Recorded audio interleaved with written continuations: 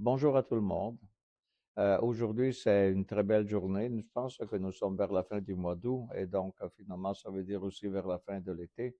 C'est vrai que l'été se prolonge jusqu'au 21 septembre, mais quand on commence à toucher septembre, et c'est bientôt la semaine prochaine, et donc on sait que finalement, ben, on se saluera jusqu'au prochain été finalement. On va voir. Mais est-ce que c'est si décevant que ça l'automne? Non, l'automne est très beau. Vraiment, je pense que c'est la plus belle saison qu'on peut avoir au Canada, c'est l'automne, à mon avis. Mais une fois dit tout ça, est-ce qu'il y a quelque chose dans le monde des humains qui se passe? Oui, on a désagréable, c'est que depuis minuit, je crois, on a eu finalement les tarifs américains sont devenus contre le Canada, sont devenus faits, c'est assuré. Donc, finalement, de tout produit canadien qui s'en va aux États-Unis coûte plus cher aux États-Unis. Ou c'est ça, ou nous, enfin, je ne sais pas, il y a des tarifs là-dessus. Je ne sais pas comment ça marche exactement, mais le tarif, c'est que si on veut exporter aux États-Unis, je pense, les Américains, dès que c'est importé aux États-Unis, ils montent le prix de X pourcentage. Est-ce que ça va se résoudre? Je ne le sais pas. Est-ce qu'on est comment dire, des amis des États-Unis? Est-ce que les États-Unis sont amis du Canada? Historiquement parlant, oui. Si vous lisez un vieux discours de Monsieur Kennedy, John Kennedy, en 1961, je crois, quand il est devenu président américain, à l'époque, le président américain, le premier voyage qu'il faisait à l'étranger, c'était au Canada. Et donc, il est venu au Canada une fois élu, et puis il a fait un discours qui est vraiment très beau. Si un jour vous êtes intéressé à voir comment lire ou trouver ce discours, envoyez-nous un courriel et puis je vais vous dire où le trouver. C'est vraiment très beau ce que veut dire M. Kennedy. Et c'est tellement beau que finalement c'est difficile de penser qu'on est ennemi des États-Unis ou les États-Unis sont ennemis du Canada. Euh, enfin, on est comme, je ne sais pas, deux cousins finalement, ou deux frères qui se chicanent entre eux, puis parfois, mais on est toujours dans la même famille. Voilà, de quoi on va parler aujourd'hui. Donc, on va parler du fait qu'on a un modèle intéressant de quoi parler. Donc, c'est le modèle de Kindleberger. Je pense que je prononce bien le nom. Kindleberger, c'est un monsieur américain. De quelle origine, je ne sais pas, probablement allemand, européen. Et puis, dans les années 70 à peu près, il a, il a fait donc le modèle de Kinderberger. Qu'est-ce qu'il a fait, ce monsieur-là? C'est un économiste qui a enseigné au Massachusetts Institute of Technology, qui en fait, c'est un grand monsieur. Et puis, je ne pense pas qu'il a eu des prix Nobel. Mais finalement, qu'est-ce qu'il a fait? Il a décortiqué les, les, la façon avec laquelle une crise financière a lieu. Et donc, c'est intéressant parce que vous savez, les crises financières, il y a un livre vraiment très beau, là, là aussi, si ça vous intéresse de connaître le titre et tout, qui est le livre même en français, qui est écrit en 1840, imaginez 1840, sur les crashs, enfin, les crashs qui sont arrivés dans le monde. Et il parlait dans ce livre aussi du crash qu'avait créé finalement un certain monsieur qui avait proposé au roi de France. Ça, c'était la première moitié du 18e siècle. Je pense que c'était Louis XIV à l'époque. Et puis, Louis XIV était endetté pour les guerres qu'il faisait. Et donc, il lui avait dit, ce monsieur-là, il lui avait dit, c'était un Écossais, il dit, oh, c'est ça, vendez, comment dire, des droits de propriété des terres qui se trouvent au-delà du fleuve Mississippi, je crois. Mais il ne savait pas de quoi il parlait parce que personne n'avait exploré l'Amérique du Nord. Mais finalement, l'idée, c'était que tout était français à partir du Mississippi jusqu'à l'ouest. Mais personne n'avait visité vraiment l'endroit. Donc, on vendait, le roi vendait ses droits de propriété. Et naturellement, l'idée, c'est que là, c'était plein d'or, plein de choses extraordinaires. Et donc, le prix montait, montait, montait, montait. Et jusqu'à quand, à un certain moment, quelqu'un a voulu commencer à faire mettre le profit fait dans la poche. D'autres ont voulu faire la même chose et il y a eu un crash boursier. Ça, c'est peut-être un des crashs boursiers les plus connus. C'est celui-là. Un autre était celui de la Compagnie des Indes. Ça pourrait être le sujet de notre finalement, présentation. Mais finalement, ce monsieur Kindelberger, qu'est-ce qu'il a fait? Il a étudié les crashs. Et en étudiant les crashs, il a trouvé qu'il y a des étapes qui sont toujours les mêmes. Peu importe le pays, peu importe l'époque, peu importe, hein, mais la façon de procéder est toujours la même. Donc, je vais vous dire, donc, l'origine, ben, je vous saute à la page 2-3, c'était pour vous pour le lire, mais le sujet finalement clou est celui que vous avez à la page 4. Et c'est le modèle en 5 étapes. C'est-à-dire pour M. Kindelberger, finalement, tout crash boursier se résume en 5 étapes.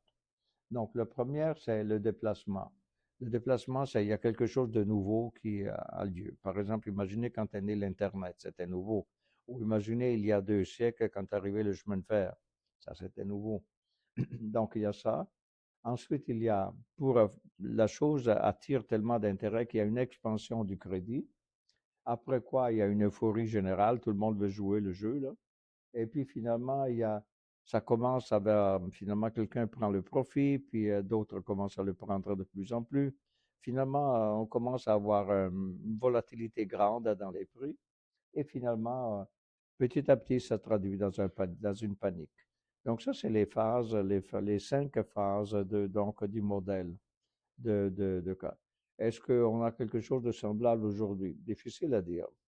Je ne pense pas, mais on en a connu très récemment. Là, on va les voir ensemble. Donc, regardez. Donc, le 1, l'étape 1, donc la page 5, je crois, oui. À la page 5, il vous dit un choc exogène modifie les perspectives de profit. Donc, un événement extérieur au cycle économique habituel, c'est-à-dire une innovation technologique comme l'Internet, une dérégulation ou un choc des taux d'intérêt, quand on a par exemple baissé beaucoup les taux d'intérêt, fin d'un conflit de guerre, comme c'était la fin de la Deuxième Guerre mondiale, bouleverse les anticipations de rendement dans un secteur. Donc, ce choc a créé des opportunités perçues comme nouvelles et durables. Exemples de déclencheurs classiques sont l'innovation technologique, comme je vous disais, les changements réglementaires, découverte de ressources naturelles et choc monétaire. À ce stade, l'optimisme reste rationnel et fondé sur des perspectives réelles. Les gens raisonnent bien en fait. Finalement, 2 à 2. Le crédit facile transforme l'opportunité en spéculation. L'expansion du crédit bancaire ou par de nouveaux instruments financiers alimente la spéculation naissante. De nouveaux investisseurs, souvent peu expérimentés, entrent sur le marché. Là, monsieur, madame, tout le monde. Boucle de rétroaction positive. Hausse des prix, optimisme des avantages de crédit, davantage de crédit et nouvelle hausse des prix. Et finalement, l'innovation financière et l'effet de levier amplifient le mouvement au-delà des fondamentaux. Est-ce que ça existe, ça? Oui, moi je me souviens en 1900, donc ça, je parle d'il y a 30 ans, 35 ans, quelque chose comme ça. En 1990, les banques étaient tellement faciles à donner des crédits qu'on pouvait acheter mettons, des appartements, des immeubles, des maisons, sans qu'on aurait dit la banque avait vérifié si on est capable de payer finalement pour ça. Tellement était l'euphorie de l'époque. Naturellement, ça a créé tout un problème après. Mais pour vous dire ça, je pense que c'était 1990. Le passage le numéro 3, comme point 3 de cette série de choses. La spéculation pour la plus-value l'emporte sur le rendement. Les acheteurs spéculent pour la plus-value en capital plutôt que pour le revenu généré par l'actif. Euh, donc, qu'est-ce que ça veut dire sur ça? Ça veut dire que finalement, il y avait, regardez, il y a, mettons, je m'en souviens plus, quelque chose comme 1995, quelque chose comme ça. Il y avait à un certain moment l'idée qu'il y avait des nouvelles compagnies qui venaient au monde dans tout ce qui était l'informatique. Mais personne ne savait rien. On lisait les étapes, comment dire, le prospectus. Donc, c'était des compagnies qui n'avaient pas de capital, qui n'avaient rien, mais ils partaient avec une idée d'une innovation technologique. Et d'un coup, ils mettaient, mettons, là, à la bourse, c'était, mettons, 5 sous, mais ça montait à 25, à 35, 45, 55. Les gens achetaient simplement parce que d'abord, ils ne comprenaient rien de ce que c'était marqué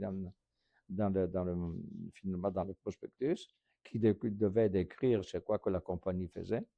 Et deuxième, les gens étaient tellement euphoriques là-dessus qu'ils mordaient en quelque sorte à l'hameçon tout le temps. Donc la conclusion, ça c'est c'est l'étape le numéro 3. Donc vous voyez, les acheteurs spéculent pour la plus-value en capital, donc plutôt que pour le revenu généré, qui ne comprennent même pas qu'il y a un revenu finalement. Et ça se peut qu'ils n'en avaient pas dans les compagnies. Mais on disait, ah oui, mais on investit tout l'argent là que de la vente à des actions pour notre émission d'actions, là, on le met, on l'investit. En quoi? Ben, dans une affaire comme, par exemple, et typiquement, c'était les fibres optiques. À un certain moment, c'était le grand boom des fibres optiques. Et s'il y avait une compagnie, je pense à l'époque, qui était le roi de tout ça, ou la reine, et c'était Nortel, je crois. Mais Nortel avait monté, mettons, de quelques sous était monté, je ne sais pas, à 125 dollars, 150 dollars. Mais personne ne comprenait exactement c'était quoi la fibre optique au bout de la ligne, à quoi ça servait, mais ça n'avait pas d'importance.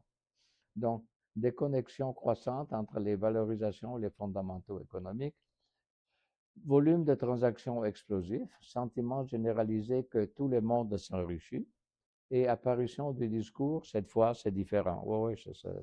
Moi, je suis un vieux de la vieille dans les marchés. Je dois vous dire, ça fait plus que 60 ans que je suis dans les marchés. Et je dois vous dire, souvent j'ai lu ça. Cette fois, ce n'est pas la même chose, c'est différent. Donc, ensuite, on a l'étape numéro 4. Je tourne ma page aussi. L'étape numéro 4. Et voici, les initiés, donc ceux qui sont plus, enfin les professionnels, si on peut dire comme ça, de l'investissement. Les initiés commencent à sécuriser leurs gains. Les initiés et investisseurs avertis, les insiders, entament leur prise de profit. Premier signe de tension, hausse de la volatilité, dispersion croissante des opinions du marché, ralentissement du flux de nouveaux capitaux entrant sur le marché et le marché devient vulnérable au moindre choc et ou à la moindre mauvaise nouvelle. Si un jour vous suivez un cours avec nous en analyse technique, on vous montrerait quand est-ce qu'on le voit ça dans les graphiques. On voit par exemple un marché qui monte, il monte, il monte, il monte, il monte, tout est uniforme, mais quand ça commence à être un peu finalement quelques doutes là sur la montée, vous voyez que dans le graphique, les traits des graphiques deviennent beaucoup plus grands, c'est-à-dire il y a beaucoup de volatilité qui se crée dans le marché. Parce que quand le marché, tout le monde est d'accord, il n'y a pas de volatilité. Mais quand il y a de la volatilité, c'est parce que il y a ceux qui pensent que ça va monter, d'autres qui pensent que ça va descendre, et puis ça fait des yo-yo dans le marché. Et donc ça se voit très bien. Et finalement, dans la 5, la dernière, la ruée vers la liquidité provoque l'effondrement. Ruée vers la liquidité, donc tout cherche à vendre en même temps. Effondrement des prix est souvent plus rapide que ne l'avait été à la hausse, contagion à d'autres marchés, éclats d'actifs par le canal de crédit et de la liquidité, et intervention possible d'un prêteur en dernier ressort, donc la Banque centrale, pour stopper, pour sauver tout le monde finalement. Et ça, c'est donc les 5 étapes. Il y a des exemples là-dedans. Regardez, des exemples qui sont, si vous allez à la page suivante, la tulipomanie. Ça, c'était une vieille affaire, naturellement, très bien.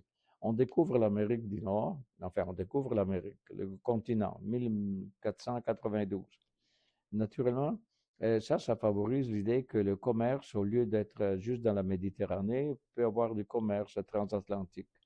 Et donc, il y a des compagnies de navigation et tout ça qui, enfin, c'est surtout dans le cas de la tulipomanie, finalement, c'est qu'il y a des compagnies, jamais les compagnies ont fait, les compagnies maritimes avaient fait autant d'argent que dans cette époque-là de cette expansion du commerce grâce au fait qu'on avait découvert un nouveau continent. Et donc, la question est comment prouver, moi, que je suis devenu très riche, finalement prouver que je suis bien, que je suis riche. Donc, il faut que j'achète quelque chose qui me distingue des autres. Donc, à l'époque, ça a l'air crétin de dire ça, mais les gens avaient trouvé que les tulipes turques, étaient finalement les bulbes, les pommes de terre. Finalement, c'est parce que la tulipe, c'est une sorte de pomme de terre. Les pommes de terre, donc, étaient un signe de prestige. Donc, les bateaux, finalement, arrivaient dans les ports de l'Hollande et puis ils vendaient donc ces plantes de tulipes. Naturellement, les gens réservaient les plantes d'avance, donc ça crée une sorte de marché à terme. C'est-à-dire, on paye d'avance pour la livraison à venir. Naturellement, ça a été une telle euphorie. Je vous dis que les prix avaient augmenté de 20 fois. Et puis, qu'est-il arrivé? C'est qu'après quelques années, ben, les gens ont trouvé que bon, les tulipes, c'était pas plus intéressant que ça, et le marché s'est écroulé. Et donc, mais là, il raconte, donc un autre auteur, il raconte finalement les cinq, là, parle de 4 étapes qui s'étaient réalisées. Si vous allez à la page suivante, c'est le crash de 1929, même chose. Dans les années 1900, de 1920, donc la Première Guerre mondiale est terminée, le commerce s'amplifie beaucoup, il y a beaucoup de choses nouvelles. Qu'est-ce qu'il y a, vers 1920? Imaginez la fin de la Première Guerre mondiale. Il y a l'électrification, il y a l'automobile, il y a la radio, et ça ouvre des nouvelles perspectives industrielles. Donc, on pense que le monde a changé radicalement et le marché boursier monte, monte, monte, monte. Et il monte finalement à tel point que quand on arrive, quand c'est l'euphorie, et ça c'est 10 ans plus tard, 1929, en 1929, ben, ça fait crack, ça marche plus là. Et donc finalement, les gens commencent à ramasser leurs profits. Il y a les chanceux, c'est ceux qui sont dans finalement comment dire, les insiders, finalement, ou encore si on peut dire comme ça, les experts. Eux, ils savent que ça ne peut pas continuer à monter comme ça. Donc, ils vendent et ils ramassent leurs profits. Mais ça, c'était peu de monde. La plupart des gens s'est fait prendre. En plus, qu'est-ce qu'ils faisaient? Ils avaient un crédit. Il y avait aussi un crédit. Imaginez, à l'époque, on pouvait mettre 5 dollars. Je parle de 1929 avant le crash. Les gens pouvaient mettre 5 dollars et puis ils pouvaient jouer 100 dollars à la bourse. Donc, un effet de levier de 20 fois, imaginez. C'était fou, là, une affaire pareille. Mais tellement était l'euphorie, ça, et ça a créé le crash de 1929. Est-ce que c'était un gros crash? Oui. Tellement gros que finalement, ça fait 10 ans finalement, de problèmes, pas seulement aux États-Unis, mais c'était naturellement le Canada aussi, mais c'était en Europe aussi. C'était vraiment des années très difficiles qui ont suivi le crash de 1929. C'était un crash aux États-Unis, mais ça s'est répercuté mondialement parlant. Euh, le suivant crash, si vous voulez, qui a été étudié par ce monsieur, c'est la bulle Internet. Ça, je dois vous dire, je vous l'ai déjà dit, la bulle Internet, euh, moi, j'ai vécu l'Internet à partir, mettons, de quand il a commencé, 1990. Pour moi, c'était 1990. Et puis, les gens achetaient n'importe quelle compagnie qui se créait, se faisait coter à la bourse, en disant, nous, on fait telle affaire, telle affaire, telle affaire, mais on ne savait pas de quoi il s'agissait parce que tout le monde était ignorant dans ce sujet-là, sur ce sujet-là. Donc, la conclusion, c'est que les compagnies pouvaient monter de valeur sans savoir, sans faire de bénéfices. C'est juste le fait qu'elles étaient là. Et naturellement, ça a créé un crash assez impressionnant. Donc, le crash a été, de regarder, de la bulle Internet, 78%. Moi, je me souviens en 2000, oui, ça c'était lui. Mais c'est pas tout, là. Il y en a un autre qui s'en vient, là. Le crash, c'est la crise des subprimes. Les subprimes, ça aussi, c'est une folie. À un certain moment, les banques prêtaient tellement facilement de l'argent pour acheter une maison, un appartement. L'idée, c'est que tous les Américains devaient avoir. Naturellement, ça se répercute au Canada aussi. Donc, je parle toujours des États-Unis, mais nous, on était là aussi. Hein. Et donc, les banques sont très libres, elles prêtent de l'argent facilement. Oh, tu veux t'acheter une maison, mettons, avec jardin, et puis tout, très bien. As-tu un emploi? Non, je suis sans emploi, mais là, je vais avoir bientôt un emploi. J'imagine, j'espère, voilà. As-tu des enfants? Oui, oui, j'ai 5 enfants, et donc c'est tout. Mais malgré cela, la banque donnait l'argent. Elle donnait l'argent, et donc les gens avaient des hypothèques, mais après, ils étaient incapables de payer pour l'hypothèque. Donc, finalement, la banque, ce qu'elle faisait, elle vendait l'hypothèque à une autre institution qui était cotée en bourse. Et finalement, quand les gens, finalement, de plus en plus ont arrêté de payer l'hypothèque parce qu'ils n'avaient pas l'argent pour le faire, donc finalement, ben, ces sociétés d'hypothèques, là, ont fait faillite et puis ça a créé un crash assez important de l'époque. Donc aussi, donc la crise des subprimes, ça c'est pour vous dire, là. Et si on continue les 4 épisodes, même schéma, c'est-à-dire la durée de l'euphorie, voyez-vous, 1 an, 5 ans, 5 ans, 5 ans. Et puis finalement, les pertes, regardez, le crash de 1929 a créé, mettons, 89% de pertes dans le Dow. La bulle Internet, c'était le Nasdaq, parce que c'est là que les compagnies se faisaient coter, celle de l'euphorie de l'Internet. Donc, à peu 78%. Le subprime a perdu 50%. Le subprime, c'était vraiment, je dois vous dire, le Dow Jones a perdu tellement que il était rendu à moitié. Mettons, je me souviens, il était comme à 13 000 points, le Dow Jones. Et puis 6 mois plus tard, il était à 6 500. Imaginez 50% de perte. C'était, euh, ça, c'était vraiment le dernier gros crash. Ensuite, les lectures, l'application pratique. Ça, c'est pour ceux qui s'intéressent à la bourse. C'est que quand il y a l'euphorie, envisager des stratégies de couverture avec des puts, des collars, des colliers. On en parlera dans un autre moment de ces colliers, malgré le coût de portage. Et ça, c'est des termes purement techniques, mais le jour que vous suivez des cours avec nous, on va vous montrer tout ça. La protection s'achète avant que la volatilité ne devienne chère. Encore détresse financière, la volatilité implicite étant à s'accroître avant même que le prix du sous-jacent ne se retourne. Un signal avancé exploitable. Pour ceux qui connaissent les produits dérivés, ils savent que les options ont une volatilité en dehors du marché. Et donc, la volatilité accrue des options indique qu'il y a un malaise dans le marché. Ensuite, notre, ici en bas à gauche, la corrélation entre actifs étant vers 1, c'est-à-dire, euh, ça veut dire quoi la corrélation entre actifs étant vers 1? C'est que si le marché se met à tomber, tous les titres tombent, donc la corrélation entre un titre et l'autre, pratiquement, c'est 1. Tout le monde tombe, point final. Tandis que quand ça monte, c'est pas ça. Pas tout le monde monte en même temps.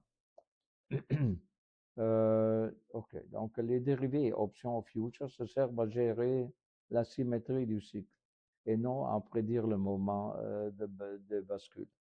Nous, en tant que gestionnaire de portefeuille, avec M. Argiru et moi, c'est ça qu'on fait. On regarde finalement de faire très attention à protéger le capital de nos clients et de l'investir dans des choses qui sont rentables et pas vraiment volatiles comme c'est marqué là. Donc là, la conclusion, c'est qu'un schéma qui se répète, rarement identique dans le détail.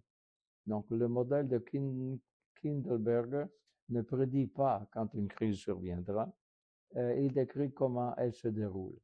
Son utilité est d'autant pédagogique que pratique. Reconnaître en temps réel l'étape du cycle dans lequel on se trouve, mais ça, c'est pas facile. Les épisodes changent de forme, tulipe, action, technologie, immobilier, mais la mécanique reste la même. Et voilà, c'était pour vous dire de quoi il s'agit. Naturellement, est-ce qu'on est dans des phases de bulle? Moi, je dirais que on n'est pas vraiment dans une phase de bulle. J'ai pas l'impression qu'on a ça. Le marché se comporte bien, mais parce que les bénéfices des compagnies est là. À chaque trimestre, on voit que, au moins aux États-Unis, les bénéfices sont des surprises très souvent de bénéfices. L'emploi, ça va bien pour le moment, donc tout va bien. Le grave, ce sera si à un certain moment on commence à augmenter les taux d'intérêt parce qu'on a peur de l'inflation. Mais ça, on n'a rien de tout ça. Donc pour le moment, tout est beau. Le ciel est beau. Et voilà. Et ça, c'est tout pour cette fois.